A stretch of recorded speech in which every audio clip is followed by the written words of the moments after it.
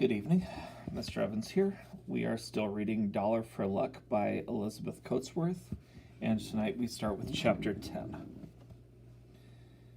By the time they got back to the E Pluribus Unum, everyone had gone home for lunch, and Belle was in the cabin making sandwiches and coffee, which she now brought up on deck. "Done a good day's business this morning," she remarked. "They was keen on buying as black flies on biting. Find Mr. Green?" "Yes," said Cliff.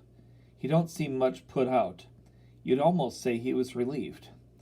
Wouldn't take anything for those 2-3 cans Ken used, and gave him the lamb into the bargain." "Well, now, that was real generous. You pleased, Ken?" Ken hadn't spoken since he came on board. The lamb had run up to him the moment he was over the rail, but he pushed it away and sat staring at nothing. When Belle spoke to him, he looked up, tried to smile, and then said with difficulty, "Sure." Belle gave him a long look. She handed Cliff another ham sandwich. "I always notice," she said, "folks will stare at any critter, though their own houses and barns may be crowded with them. Now you take this morning. Every child and half the women folks were after that lamb and marigold. You'd think they'd never seen lamb or kitten the way they act. You'd better build a pen, Cliff. That lamb will be real good for trade." Ken was listening hard. Now he looked at Cliff to see what Cliff would say, but Belle never glanced at her husband. She stumped off to the cabin for more coffee. When she came back, she began talking about other things. "3 people asked for rolling pins this morning. We better have some in stock." But Cliff was still thinking about lamb. "I figured we'd butcher it and have some fresh meat, Belle." Belle shrugged her shoulders. "It's worth more for advertising," she said casually. "Not that I care. It's up to Ken to decide. It's his lamb, ain't it? What do you say, Ken? Rather have fresh meat?" Ken said carefully, "Just as soon use it for advertising. I thought maybe Emily'd like it when we got back." "There," said Belle. "I'm glad Ken's willing to let us use it. It's all one to you, ain't it, Cliff? We took in a nice lot of money this morning. I'll go up street this afternoon and lay in some meat." "All right with me," said Cliff, who was only obstinate when opposed. "Could take another cup of coffee, Belle, if the pot ain't empty." Ken felt the lamb nudging his elbow, and this time he let it come close, sharing the bread of his sandwich with it. He saw Belle looking at him, her eyes smiling, though her tanned, heavy-featured face was expressionless. Why, she'd talked that way to Cliff on purpose so he could keep the lamb. Gosh, there wasn't anything he wouldn't do for Belle. They put in a good 3 days at Stonington, during which the lamb acquired a pen and a name. Ken called it Star for the island, and Belle was right about stars being a drawing card. All the children made for its pen like bees for sugar, and often Ken let the lamb out to play with them. While the children played, the mothers lingered, and while they lingered, their eyes lighted on new things they wanted to buy. On the last afternoon, Mrs. Green came aboard to do some shopping, and while buying dress goods, introduced herself to Belle. "Joel was pleased at the trouble Mr. Trask took to let him know right away about our sheep," she said. "What a lot of bad people there seem to be. I can't imagine anyone's doing a thing like that when I was a girl. Joel don't take it hard, but I feel kind of bad about it. Seems as if the sheep were the last tie we had with the island. Star was where I was born, you know. Joel was raised in Stonington, but my folks have lived on Star since Indian times." "You don't say so," said Belle. "Indian times was a long while ago. Ken, you'd better come here. This lady is Mrs. Joel Green, and Mrs. Green, this is Ken Philbrook, who got on your island in the fog." "I stayed in the old house, Mrs. Green. I kind of liked it. It was different from any house I ever saw before." "It's falling down now," said Mrs. Green with a sigh. "Joel's too sociable to care for islands, and we only stayed there a couple of years after we were married. Since then it's been going to pieces fast, and the whole front blew down in that bad gale a few years ago. But it was a good house. They built strong in those days, and somehow kindly. That house has been in my family nearly 200 years now, and not one of our children cares a straw about it, or the island either. Did anything happen in Indian times? Ken prompted, and Mrs. Green smiled. My ancestor, Nathan Stone, built it about 1690 and brought his wife to it and raised a young family.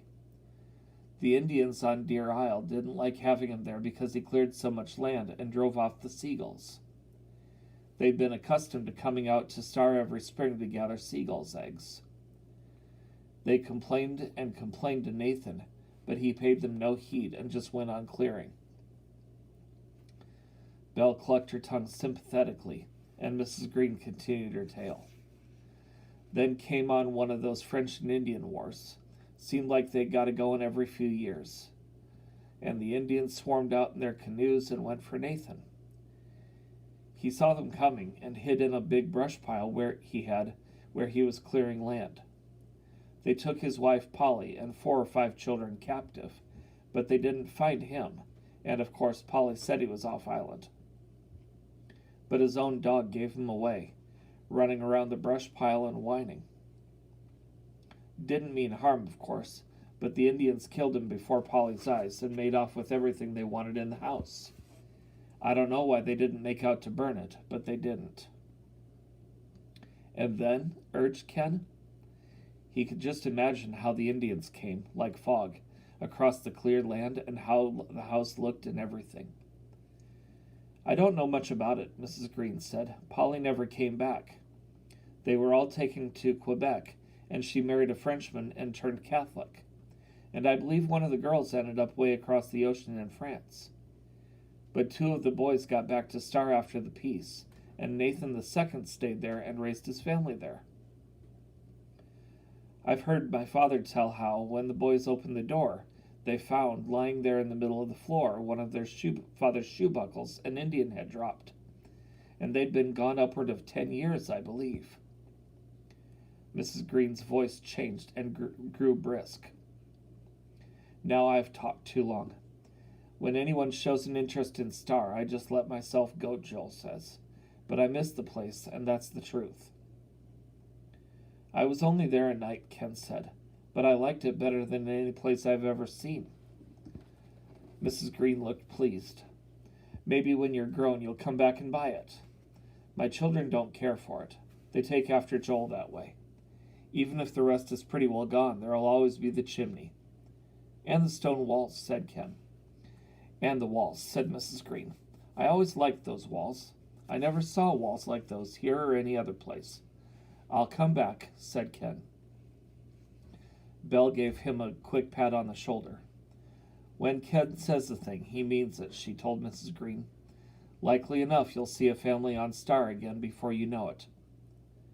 I'd be real pleased, I'm sure, said Mrs. Green. And I think I'd better look at your pie plates before I go. Mine are getting real bunged up. Ken drifted away. But now he had 2 ambitions. One was to go to sea on his own vessel, and the other was to have his house on Star. He'd tell Emily about it this winter. It was all a long way off, but he saw the shape he wanted his life to take. Chapter 11. The summer and fall were for Ken all that a summer and fall should be, and Belle and Cliff Trask said that they couldn't remember when they had had such a good season. Somehow the 3 of them just suited each other, like cups and saucers, you might say, and Marigold and Star fitted right in too. After the first week, the kitten and lamb got used to each other, and half the time Marigold would spend her leisure in Star's pen. In calm weather, Star often had the run of the deck, and then she was always at Ken's heels, but Belle drew the line on her coming into the cabin. Excuse me. Out you go, silly, she'd say, pushing the lamb good-humoredly with her broom. No lambs below deck. Most of the weather was calm, though along in September they had some blows which gave Ken a chance to find out that he was a good sailor and never seasick for a moment. He loved the excitement of feeling the wild gusty wind off the Atlantic rushing upon them, while the good old pluribus rolled and plunged under his feet.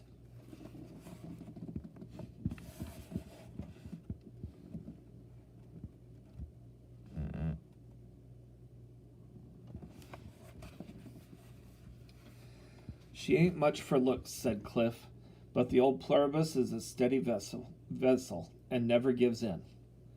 Why, I remember once Bell and me was caught in a 60-mile gale off Monhegan. A lot of newer boats than the pluribus was lost that night, but we come into harbor the next day without so much as a sail blown away. The E pluribus unum was built sound as the currency of the United States.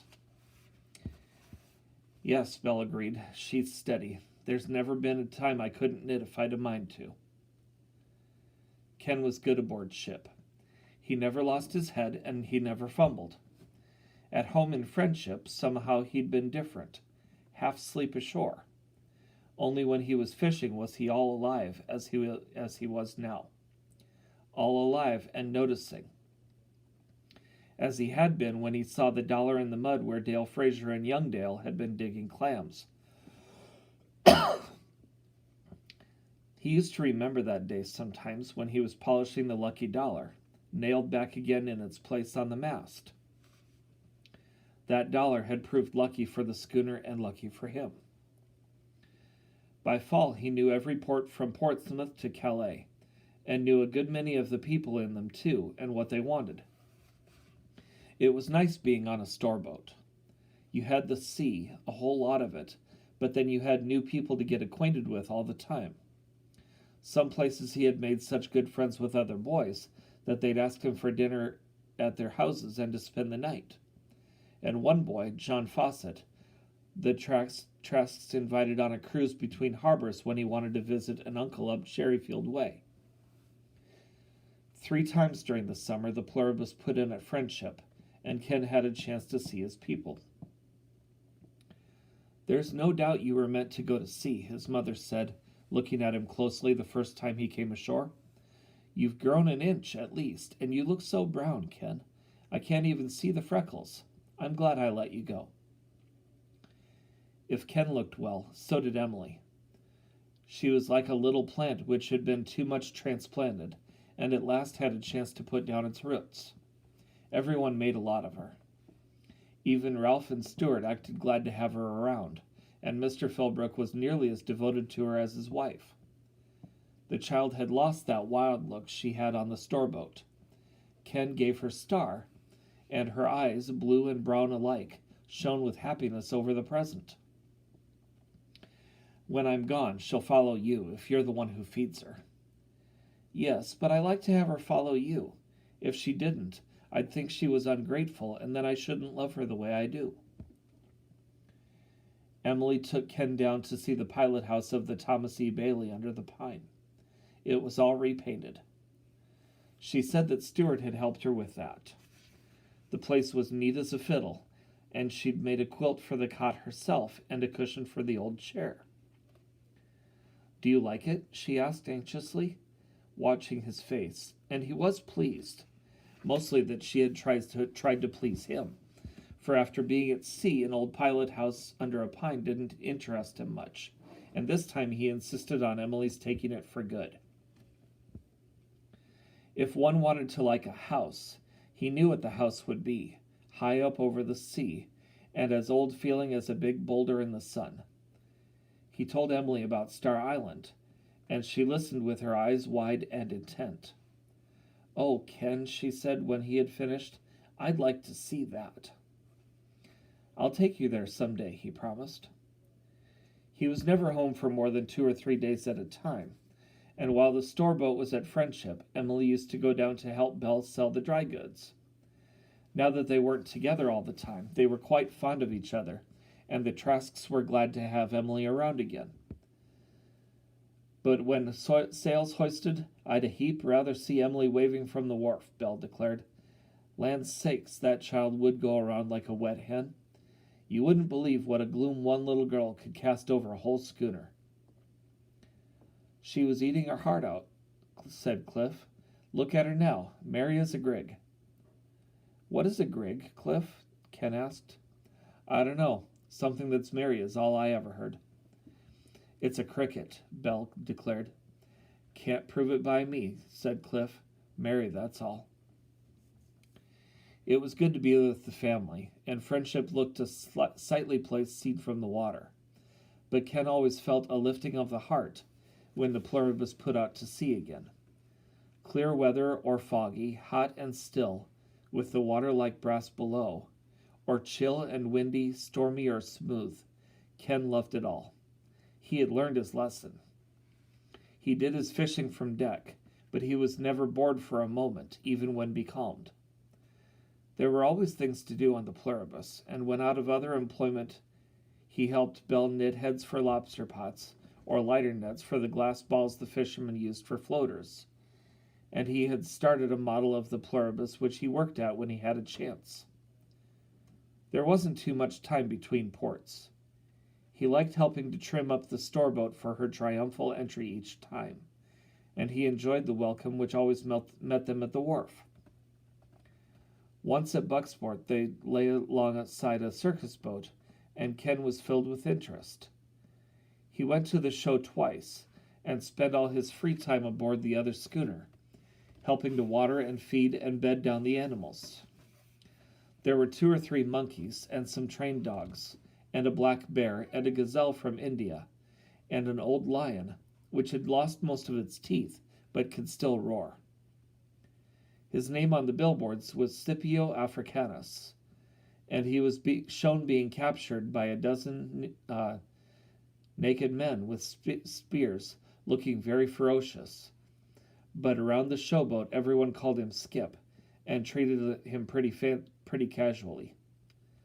One little monkey seemed to take a fancy to Ken, and would jump on his shoulder and put a little arm tied about his neck. He don't do that to everyone, the showman's son assured Ken. He bit a boy in Rockport right through the thumb. Rather be on the circus boat? Belle asked, a little jealously perhaps, the third evening when Ken came back to the Pluribus late for supper. But Ken, after considering, shook his head. It doesn't smell good, he said. And when it's rough, Milton says half the animals are seasick. That's so? Asked Belle. 2 years ago we lay alongside a showboat. That was at Camden, weren't it, Cliff? Castine, I think. Well, I get confused. I know they was given Uncle Tom's Cabin, and them bloodhounds kept me awake nights baying. It was full moon, do you remember, Belle? Man who owned them said in the dark of moon they was as mum as clams. If we meet up with them again, I hope it will be in the dark of the moon then. I wonder if they were the ones that gave Uncle Tom's Cabin at the Rockland Theater the time Dad took us all to see it. Might have been. When there was a theater, they hired it. Otherwise, they had a stage of their own, but not as large as they'd have liked, the lady told me. Later on in August, they heard that the showboat was touring the coast that season, but they never caught up with her somehow, though they did see the circus boat again for just a few hours before she left Bar Harbor, and the monkey acted as though it remembered Ken, and hung on to him with its little black hands and didn't want to let go. Another time they met up with a doctor in a sloop jam crammed full of medicine he was selling up and down the coast. His best trade was in pulling out teeth, he told Cliff. There was a rival store boat, too, new that season. They had heard a great deal about her. Mostly people said she wasn't as well stocked as the E Pluribus Unum, but it was a little unsettling to have her working the same ports. I bet she's that one we heard about used to keep on the Massachusetts run, Belle said. Don't you remember, Cliff? I think they used to call her the Trader. They told us about her down in Portsmouth 3 years ago. She'd been in there, but she's never come out this far east before. I don't know why you think that this Susan B. schooner's the same as the Trader, but it may be for all I know. One thing I'm sure of, we better put in some more stock. And Belle, you'd best see if you can't pick up some fancy gewgaws to kind of catch the ladies' eyes. When you've got competition, you've got to smarten up your wares. The presence of the Susan B. somewhere ahead of them or behind them added zest to the storeboat's voyage, and in the end didn't seem to hurt trade. Maybe having 2 storeboats coming in just kept people in a buying mood. Ken was always looking for a sight of their rival. There was a boy aboard about his age, people said, and one older, who sailed with their father. If they had a mother, she stayed home. But Ken never had a glimpse of so much as the topsail of the Susan B. She remained as mysterious as the Flying Dutchman, and she never even put into friendship, so he could get no account of her from Emily and the family. There were lots of things to keep him interested, and among others he kept in mind the 2 men who had butchered the flock on Star Island. There had been something about the voices heard in the darkness which teased him by a certain familiarity. They sounded like people he knew, but he couldn't think just who they were. And most of the people he knew would be in friendship anyhow, not roaming around by night in a dory off Deer Isle. Early in September, Cliff stored the gardening and farm tools in the hold and brought out axes and snow shovels and pickaxes and sleigh bells. And Belle put away her cotton and gingham and percale dress lengths, and she showed wools and knitted scarves and shawls and long underwear, and buying, which had been easing off in August, perked up again. Early as it was, everyone was talking about whether a hard or open winter was coming. Some went by brown and black caterpillars, some by squirrels' hordes, and some by the way the fish were acting, but no one agreed with anyone else. It's always a hard winter on the islands for the women, poor souls, said Belle. They do feel so shut up. They can't go off island for 5 months on end. I've had my fling summers, so I rather relish a quiet winter on Swans, but I know how the rest of them feel. Ken knew that the season was drawing to a close. The duck and geese were flying south now. He often heard them passing overhead. The fishermen complained that already the lobsters were going into deeper water offshore to keep warm. The boarding houses on the points at the entrances to the harbors had shutters over their windows now and looked out blindly to the sea. And one day a whole flock of big orange and black butterflies fluttered past the pluribus bright against the waves. It didn't come as a shock to Ken when Cliff finally said, "Well, folks, I guess we'd better be leaving Ken at Friendship now and going direct on to Swans. Ain't enough money coming in to pay for the bother of sailing. It looks like it's time to get out our land legs for a spell of winter." That is the end of our reading for tonight. We will be back again tomorrow night, and we will start with Chapter 12. Have a good evening.